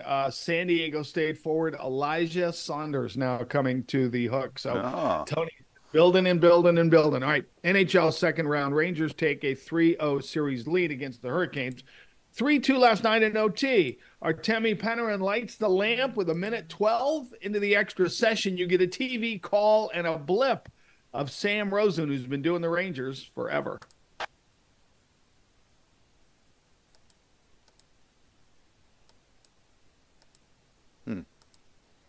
That's interesting. Hang on, give me a second here, Mac. Something's. Let me. Please don't tell me I gave you another blank file. No, actually, we found out yesterday's blank file wasn't nearly as blank a file as. Okay. Let me play it this way and see. Off the stick of Orloff, puck comes in front, score! The Rangers take a 3-game-to-none lead. A minute 43 seconds into overtime. Kochetkov is stunned. Played it. Score! Score! Yes! Yes! The Rangers win it in overtime Gotta love it. and lead the series 3-0. I believe Sam Rosen actually was there in 1940 when the Rangers won their cup before '84. So No, it was good stuff. Anyway, Dallas ties the West second round 5-3 the win over Colorado. They had to hold on. Colorado stormed back in that game. So we had yesterday, Joe and I got to talking about the 1995 Florida State Virginia football game, which whatever you want to call it, the program's biggest win, archival, legendary, whatever it may be. A lot of people probably listening, Joe, were in Scott Stadium that night for, again, it was a Thursday night. Florida State had finished that October 7-0, and they were just outscoring everybody by big margins. And then they had a bye week, and they dropped to number 2. The Cavs were in a top 25 situation. That was Tiki Barber, Adrian Burnham, Anthony Poindexter, Mike Groh. I mean, it was a legendary team. Rick Lance was the defensive coordinator who switched to a 3-4 that night. For George Welsh. George Welsh wasn't happy about that, but Florida State had an offense that was, just basketball on grass. So anyway, people remember this play called by Brad Nessler. It's edited just a little bit, but the final call did not end the night, and I'll explain after this. Go back. Here's the ball game. Virginia leads 33-28, trying to shock the number 2 team in the country here in Charlottesville. The last play of the game for the 3rd time. You'll know in 4 seconds who wins it. Touchdown! No! They say he didn't make it. Virginia's upset Florida State. Yeah, and that stopped the 29-game winning streak. What happened was, with 4 seconds left, students ran on the field. They had to get them off, players and security, and they were trying to get fans off. And then, of course, the goalpost came down. Big celebration. Every place from Rugby Road to Vinegar Hill to, it was a melee that night, right? Mm-hmm. And what still considered probably one of the biggest, if not. But forget the '84 Peach Bowl. That was UVA's first bowl game ever. But that game in '95 was just ridiculous. So years after, many years after, and after I had made the transition, started to do sports talk radio, and we had built the network. It was called Inbounds. And we had built the network, and we were in Richmond and Lexington and, starting to put radio stations around the state. So we were talking about the game. John Freeman was the producer at the time, and I'm pretty sure John was. And we were talking about the game, and a guy calls from Richmond out of nowhere. Okay, so because the one question I had, I think I said, I wonder whatever happened to that game ball, because it never showed up in Virginia. Virginia started to build, Jerry Capone started to build a Hall of Fame. And I said, whatever happened? Museum. And I said, whatever happened to that game ball? Well, this guy calls from Richmond, and he was very low key and almost embarrassed. And he calls me and he goes, Mac, he goes, I have the game ball. And I said, oh yeah, sure. And he goes, no, I have it in a storage shed. Wow. And I said, really? So the story gets longer. He goes, let me tell you what happened. He's on the goal line opposite the press box. Okay, when Warwick Dunn fan, does, he's a fan. Okay, he's a fan. Warwick Dunn doesn't get in. Melee. Someone, and I think it might have even been Warwick Dunn, just kicks the ball in frustration. Right, the ball hops like a kickoff, like an onside kickoff, to this guy, this fan who had jumped the wall and was at the goal line, and the ball came right into his hands. Wow. He and his buddy who were 90 proof, okay, take off. Sure. They've got the most historic football in the history of UVA football, okay? So they take off, all right? They leave, they go out, like, I think the south end zone. Sure. They're running in the streets. The open end zone, They got the ball protected. They get to their car, and they were there from they were in a fraternity at, like, Emory and Henry somewhere. Oh, so they weren't even UVA kids. No, they were like Emory and Henry. They were from another frat, okay? So they get to their house, and the next night they get the fraternity has a party, okay?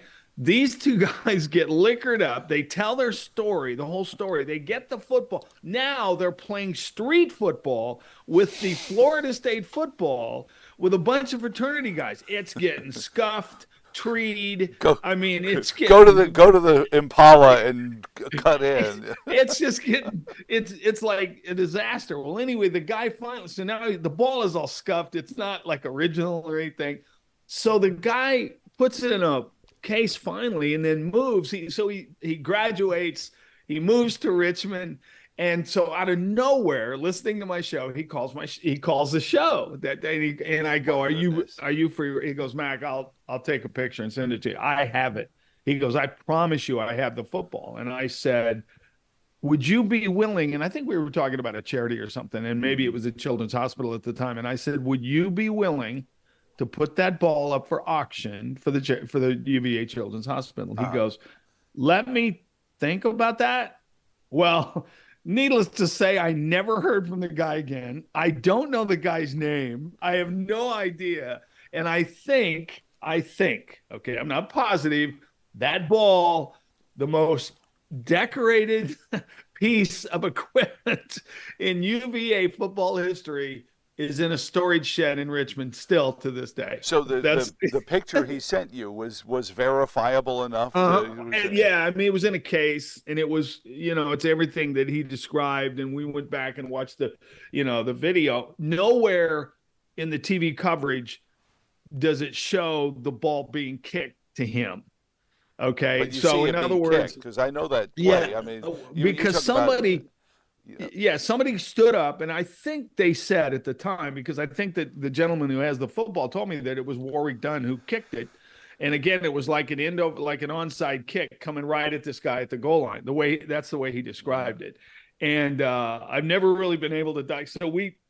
At the time, we're trying to document it. We tried to find the film. None of the TV footage we had the ball being kicked to this guy or caught. So we didn't have like police, footage of this guy. But the description of the story was so funny, and how they just ran and got out of there, got to Emory and Henry. And the next night, they just decided to play street football with it outside and then get it just totally scuffed and ruined. And so the most decorated of which. To this day, he could have sold it for, I don't know how much, somebody would have been willing to pay, some big, a John Grisham or, Phil Wendell or somebody would have been said, hey, how about $25,000? It goes to the Children's Hospital with this guy. But I think he still has it. And that, funny. Again, that was, so. But you talk about names. The Barbers and Warwick 14 Dunn. years ago, maybe. Huh? And then you think about Bobby Bowden and Jimbo Fisher, and you talk about George Welsh, these names. Bobby Bowden was not happy about that game at all, if I remember correctly. Somebody said he had his favorite swear word was dad gum, and he had 3 dad gums at halftime and said, we don't play better. And of course, goalposts being going down Rugby Road and people partying till 6 a.m. And it was one story after another of the most decorated, the biggest win. It has to be the biggest win in UVA football history.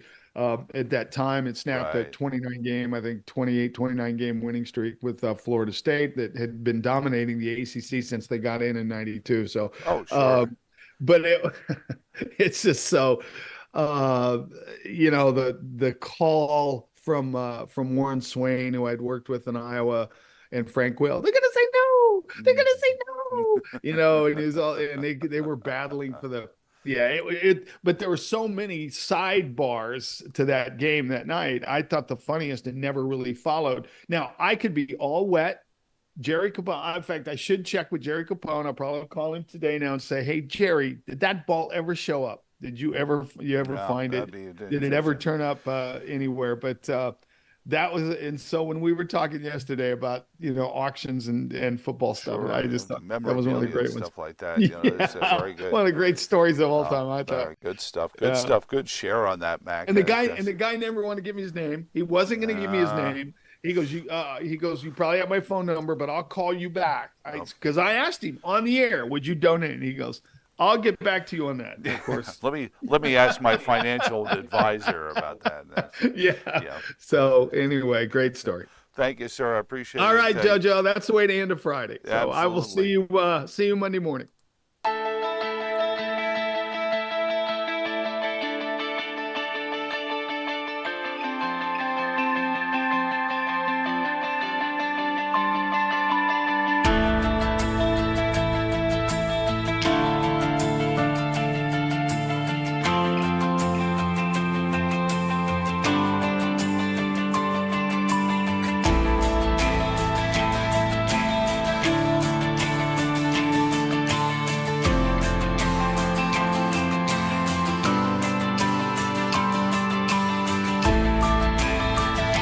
Your Friday forecast calls for a chance of showers, maybe a thunderstorm in the afternoon, otherwise partly sunny, cooler afternoon highs around 70.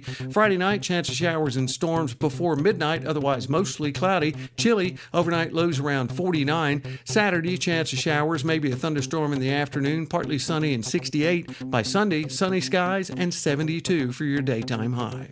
From BlueRidgeLife.com, I'm forecaster Tommy Stafford. Now back to Joe Thomas in the morning.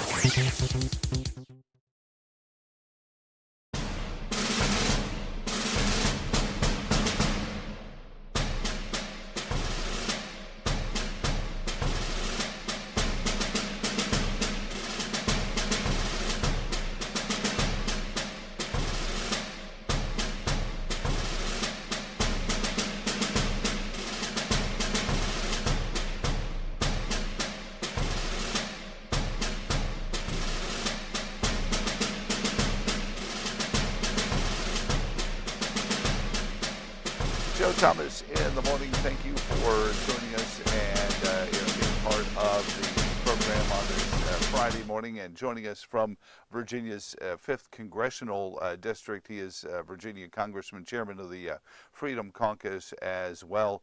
He is Congressman Bob Good. Good morning, Bob. How are you doing on this Friday morning, sir? Good morning, Joe. Great to be with you. Thanks for having me. Hope you're well. No, absolutely. And I see in the news that you had a pretty good campaign event yesterday. Matt Gaetz touring the district with you. How's that going? Well, it was terrific. We actually had Matt by Zoom and Chip Roy in person. Do it together with just a few hours' notice. We decided yesterday, Wednesday afternoon to do it for Thursday afternoon when they changed our voting schedule in D.C. And then Matt got tied up in the airport, so he didn't end up making it set by Zoom. But we had about 150 people. It just demonstrates the enthusiasm for our campaign. Literally, Joe, with an event thrown together in Charlottesville, Albemarle, with 24-hour notice, we had an event that was much larger than any event my opponent has had since he declared for Congress. I would suggest maybe as much as 10 times bigger than any event he's had since he declared to run for Congress. It just demonstrates the grassroots, the people are behind the campaign. Again, Bob, you talk about the I was just reading The Hill, which is like TMZ for politicians.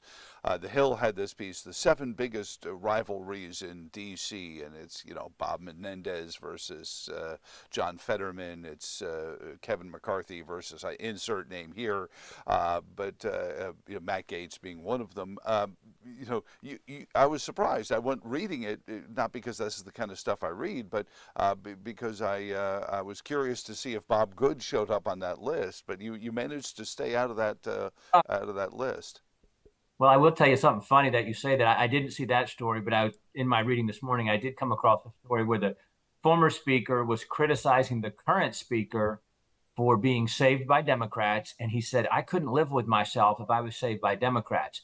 You know, it's not hard to go in your Wayback Machine here and find right after the former speaker was removed in his press conference, immediately after, he complained about Nancy Pelosi not honoring the deal he had with her to save his speakership. Right. Well, she was still using the speaker's office, the actual physical office in the Capitol building, wasn't she? She certainly was, and there's lots of speculation that her failure to keep that deal is the reason why she got kicked out of that office shortly after the former speaker was removed. Well, so on to real things, and there was quite a group. As you mentioned, Chip Roy was in Charlottesville. Of course, I don't know if is it Alumni Weekend? Of course, he, famously a UVA alumni, Chip Roy. But his SAVE Act announced earlier this week about voting and protecting and making sure that citizens are the ones who are casting the votes as to not just president but congressional offices and all of that. Talk about the importance of the SAVE Act, Bob. Yeah, Chip Roy, of course, a leader on immigration policy and border security policy, one of our finest members of Congress from Texas. Has a bill that he just introduced exactly that would say that only U.S. citizens should be counted for the apportionment of congressional representatives. Only those who can vote should determine the size of the congressional districts, the number of members per state, and so forth.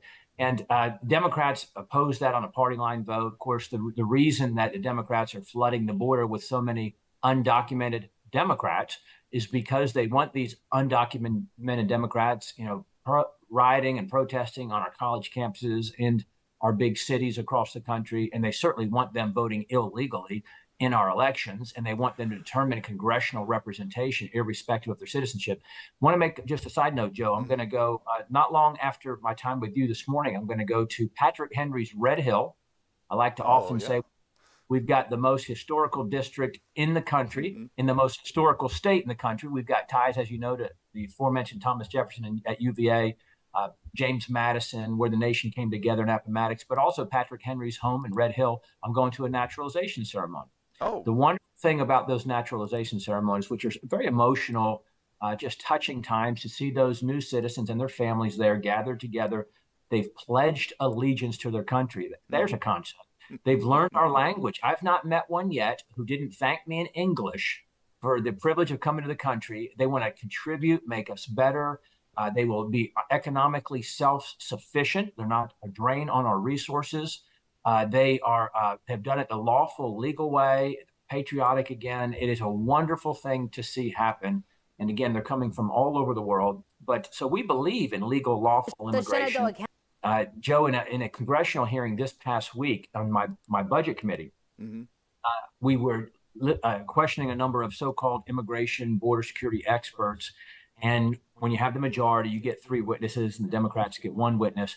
But I asked each of them really a series of 3 questions. First, I said, how many people, in your estimation, in your professional opinion, of the world's 7 billion, roughly, people who don't live in the United States, how many would come to the United States if they could? And I kind of went down the line for all 4 witnesses. How many of the world's 7 billion would you say would come to the United States if they could? And most were, of course, well into the billions in their estimation. And then I said, I think the fundamental question, the difference between us and the Democrats and the Democrat witness there today is who gets to decide who comes? Because the Democrat position is the illegal invaders, the non-citizens, the people around the globe who want to come here have the right to come here. If we don't let them come legally as quickly as they would like or in the manner they would like, they have the right to come illegally. And then we should provide for them when they get here to make them as comfortable as possible. Republicans believe, and that's the fundamental question, should the illegals decide or did the Americans get to decide? We believe that America should decide who gets to come to our country. And the other question is, at what point, if you flooded the country with billions from around the globe, well, we've got 300 million or so Americans now, at what point do we cease to be America when the country is dominated by non-Americans? And these illegals, you see it on the college campuses, who have not pledged their allegiance to us, have not embraced our culture, our values, learned our language, assimilated into America's way of life, if you will. you're transformationally changing America, and that is the goal of Democrats. Well, and it's a slavery. It's interesting. You listen to these folks who are on these college campuses talking about oppression. Yet, people who don't know their rights as citizens because they don't have them yet, because they're not citizens, are being oppressed every day.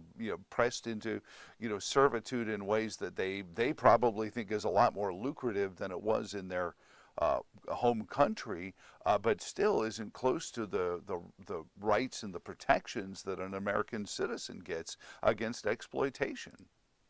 That's exactly right. The manner in which these illegals are coming, paying anywhere from $5,000 or so to come from Mexico to $70,000 or so to come from China, enriching the cartels and just billions of dollars on a monthly basis, coming to your point as indentured servants. They have to work off this debt to the cartels. And under threat to harm to their family back home if they don't pay. It is just there's nothing humane about it. There's nothing compassionate about it.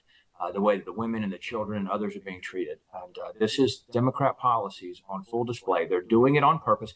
Joe, I just saw maybe you saw the news, the new Panamanian president-elect, President-elect of Panama, says he's going to shut down illegal immigration through the Darien Gap. He's against illegal immigration. He says most folks down that way, the law-abiding folks, are against illegal immigration. But in that article, it talks about how the United States' only interest when they deal with the United States is how to more quickly get more illegals into the country. That's the Biden administration. That's the Democrat policy. Well, but you see these countries, and you stop looking at my notes, Bob, all right? Because I was going to ask you about this very subject, because now we see Panama, and we talked about Argentina, El Salvador as well. These countries that had fallen and continued to fall into the hands of the narco-communist cartels, and they continue to fall into corruption and destitution and economic collapse. They're turning around because the citizens are finally saying enough is enough, and they get free market libertarian leaders to open up markets, to stop the government corruption, to stop that gravy train. And here we go again, seeing it in Panama. At some point it's going to happen in the United States, don't you think, Bob? Yes, you see a common thread of one or more of the same things through countries that fall, whether it's overrun by immigration and just changing what the country is, whether it's corruption and lawlessness and destruction of the institutions, whether it's falling or fiscally and the massive amount of debt, which is a situation that we face in our future if we don't address it. So all those same common themes are present today in the United States. And again, everything we hold dear, everything we value is at risk. That's why the stakes are so high in November. I just got this email. Folks are, of course, one of our channels is a YouTube channel. There's a lot of folks who can make comments along there. One of them is important. Several people have said, when you bring there to here, here becomes there, which is, I think, what you were saying. But then I get this email to my email. It says, how come you don't seem to have Mr. Good's opponent on anymore? I said, well, to full disclosure, I have his cell phone number, and I have cell phone texted him directly several times. So, we will at some point. But I'm running to the younger version of Joe Biden. I'm running against the younger version of Joe Biden. This fella, he can't do events. Again, we announced 24 hours out. We get 150 people last night. He can't do events. He doesn't do events. He won't debate. He can't debate. He stands on a highway holding a sign and waving at folks. He's not in session. He's campaigning full time, but he doesn't have time to come to debates because he cannot. Similar to Joe Biden, he cannot. Similar to Joe Biden, he's running a basement strategy, hiding behind the airwaves, hiding behind the ad campaign, hiding behind the millions of dollars of dark money. And he's not going to come on and be challenged on a radio show. He's not going to debate. As soon as he finds out that a radio host is not in the tank for him and that they might be fair and objective and ask challenging questions, he's not going to come on the radio or onto a show like yours. And so that's why. Well, we used to, and we have had him on plenty of times, certainly during the Senate run anyway. But I wanted to ask you, because I know time is short, but there's May 20th, I guess, the Amherst Republicans will be holding a forum for both of you coming up. But I guess that's really the only one that's been announced, correct? Well, there's been a couple of attempts to do it. The Amherst Republican Committee announced, as I understand it, they announced they announced May 13 initially, and without asking either of us. And we committed to that day. They committed to that day. Then my opponent's campaign backed out of the May 13 date, said they couldn't do it for whatever reason. And now they've announced May 20 as the alternative day. We've agreed to that day. My opponent apparently has not agreed to that day. He said it's rigged against him somehow. I don't know how that'll happen. And then there's another radio host in the Richmond suburbs who frankly leans to my opponent. He's more supportive of him than to me. But we agreed to 5 dates for a debate. My opponent won't agree to any of them. And this radio host who was proposing this for us to come in studio is really just baffled and has to acknowledge he can't understand how I can agree to 5 dates when I'm in D.C. 3 weeks out of the month, and my opponent's wandering around the highways of the 5th District holding a sign and waving at people and doesn't do events and is not in session and campaigns full-time, can't agree to a date for a debate. And that's because he can't get on the debate stage. He can't defend the lies of his campaign. His whole campaign's based on lies. I asked that host, I said, tell me one thing he's running on that's not a lie. I'm going to give you a chance. Tell me one thing he's running on that's not a lie, and tell me anything about our campaign over the 4 years I've been doing this that has not been done with integrity and with truthfulness. People may not agree with our positions or not agree with our actions, but tell me anything that's not been truthful.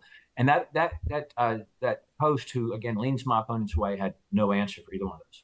Well, I appreciate your time each and every week, Bob, as the representative of the 5th District, and I hope we continue. This is a tradition that even predates our YouTube and Rumble channels. If you're only just finding us on YouTube and Rumble, we've been doing this on radio for, well, since 2008, when the congressman wasn't even a Republican at the time. It was Tom Perriello, and we weekly visits with the congressman. So I appreciate you continuing that as well. I say this just for people who are like, hold it, you always have, and then I have to answer those questions as well. But I hope you have a wonderful Mother's Day weekend and Grandmother's Day weekend, and I hope all is well, and we'll talk to you again next week. Thank you, Joe. We appreciate you having me again. And we'll come back with you at 434-882-4217.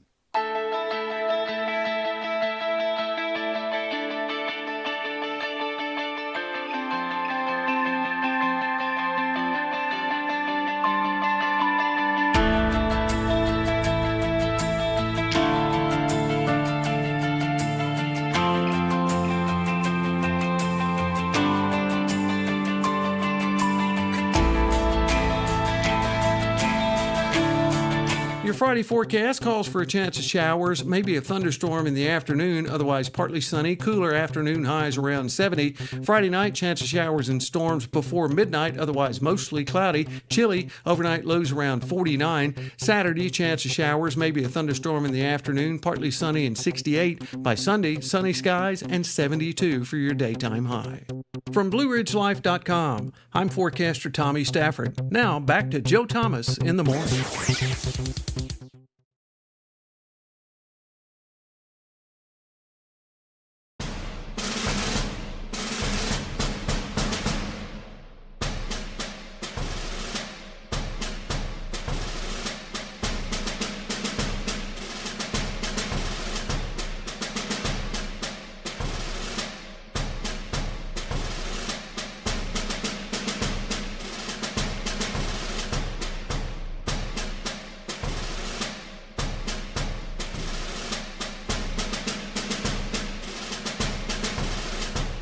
Joe Thomas in the morning. Thank you for joining us. And of course, protests on grounds continues to be an issue that comes up. Mark Warner addressed it, saying, trying to have it both ways, but admitted he has very little connection to what was going on the UVA grounds, and wanted to make sure that people understood that they have a right to protest, but they don't have a right to break the rules. And some UVA professors actually, if we can go back to the slide there, are now blaming the police for their non-compliance with the orders to stop the protests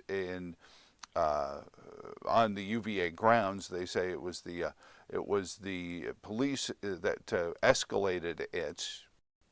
I also believe that the reason that they were attacked so violently is not because they set up tents nor because they were protesting, but rather because of what they were protesting against. Some UVA faculty say the administration is lying about why they broke up the peaceful pro-Palestine protest on grounds. I believe that it was the police assembly and violent aggression that was unlawful, not that of our students, our faculty, or our community members. None of the after-the-fact justifications that we have heard explain, let alone justify, people being assaulted, pepper sprayed, arrested, and banned from their homes. Speaking truth to power. Of course, their homes being homes provided by the university in and on the university grounds. Teachers, were told, hey, if you violate this stuff, you're going to breach of your contract with the university. And again, it becomes fascinating when somebody says the law says you can't do this, and you say, well, I'm going to do it anyway. That's fine, except the civil disobedience and what may come with it. And since these protesters like to invoke the visage of Martin Luther King Jr. and Selma and those protests, and many people getting arrested and taken to jail for violating what had been passed as ordinances in those communities, those protesters, Martin Luther King Jr. understood that he was going to get arrested for his protest.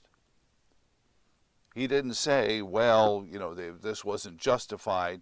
He understood, and actually it was part of his plan was to gain attention for his arrests there. And so when you protest, when you're civilly disobedient, and the police say you have to leave, and you say, well, I'm going to fall to the floor, and you go ahead and make me, and then they make you. This goes back into a training program that the left has had for some time, which is how to get somebody to look bad in the press. Because it's about character assassinations, but it's always the case there, where in order to, say, get a conservative reporter or talk show host arrested publicly and to be seen on the cover of a newspaper in handcuffs after bumping into a liberal activist, that's one of their objectives. Because again, up until the Trump trials all started, generally speaking, people didn't like showing up in the press as being in trouble with the law. And it's interesting to listen to these professors say, well, because we weren't complying with their law, they shouldn't have physically removed us. Now, you can say, is that fair or not? But if somebody is trespassing, and understand the University of Virginia lawn where these folks were is public property, yes, but it's also governed in a different way because it is the residence of students. It is a residence for many of the professors. It is where their dorms, if you will, it's called the range, are. And so, and many of those students could be, and it's interesting how little is attended to, of Jewish faith. And how did they feel about having people in their front yard where the university, aside from it being a public place, has a responsibility to protect those students and those teachers who live in that area? So it's a weird hybrid. It's not just a public space, which is what a lot of the protesters were claiming as well. This is public, and you shouldn't be throwing us out of public places. Well, sure they can. When you're putting somebody's living quarters, there are housing complexes that are public places that people get arrested in all the time. Often for doing things that are illegal no matter where they are.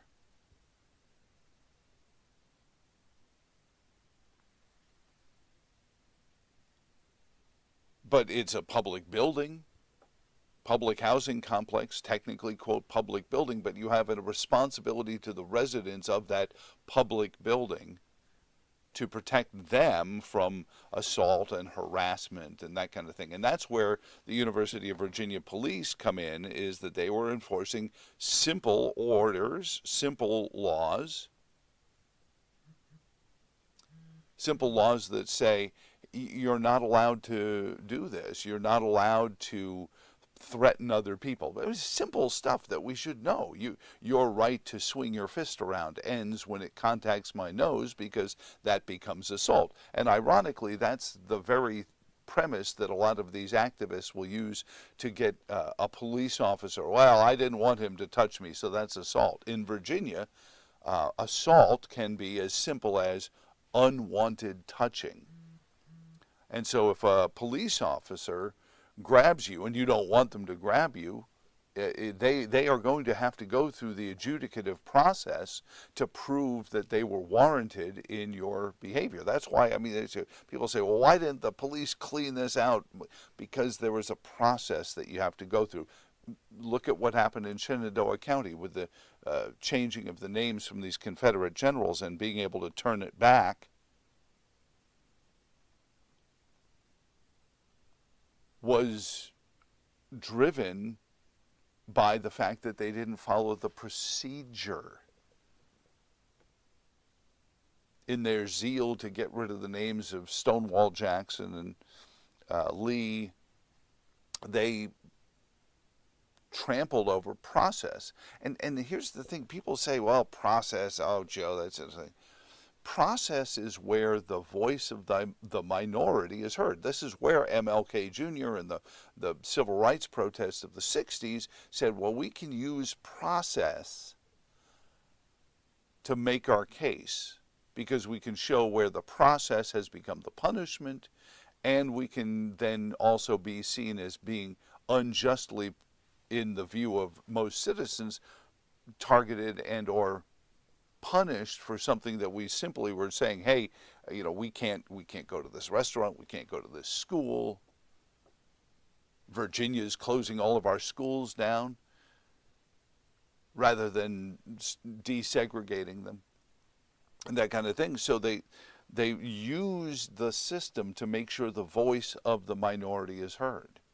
Well, where is that? And now we've flipped it on its head, because the activists have become the authoritarian, and they want to use the process again as punishment to anyone who questions their position of authority. So anyway, you have a great Mother's Day weekend. Please don't forget, if you're a new dad out there, she is still a mother, whether she's your mother or not. She's the mother of your child. Just hard-earned lessons for that. I hope you have a wonderful Mother's Day weekend. I hope kids are involved and kids are around, because there's nothing more powerful than a family. And I hope you have yours. And if there is challenges in your family, if there are challenges in your world regarding how your family interacts, perhaps that's one of those things that it may not be the best time, but there is no time like the present to start addressing those issues, because there is no greater superpower than the superpower of being in a family. And it's one of the reasons the authoritarian state, oh, here he goes again, it's one of the reasons the authoritarian state likes to go after families, and it's been one of the things that the Great Society has tried to break up, the Great Family. The great families that, to be fair, were often the power and the strength of families to escape slavery from the south to the north along the Underground Railroad. Families that risked everything to help those people who were escaping. Faith in God, faith in a greater power, faith in each other that helped break that chain. But you're now supposed to forget all that. So again, bless the mothers. Fathers, do right by them. And if your family is facing challenges, this is the weekend. Maybe you can't undo the past, but you can begin on the present today. So for all of you, we will convene on Monday. General Assembly will be reconvening as well to vote on this budget. No Reggie, no tax cut either, but kind of not joining Reggie is a little bit like a tax cut. So we'll get into all that coming up Monday morning. But until then, so long, and thanks for all the fish.